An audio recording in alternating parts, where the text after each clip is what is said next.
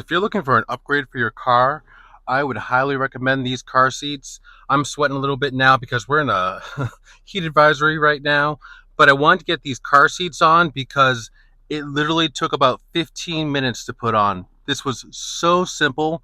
They literally have straps that go around the back and on the bottom here, and it just connects right on. This one has a zipper that you zip right on, and literally the whole seat cover just gets pulled right on.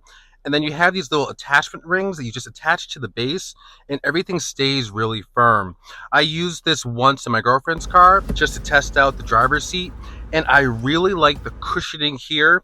The nice thing is, in hot weather, these sections here keep your legs cool, so your legs don't actually stick to the car seat. So that's fantastic.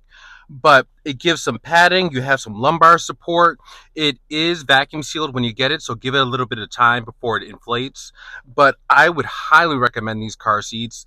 They're a nice look for a vehicle. It really touched up my car because I've got kids and things just kind of add up.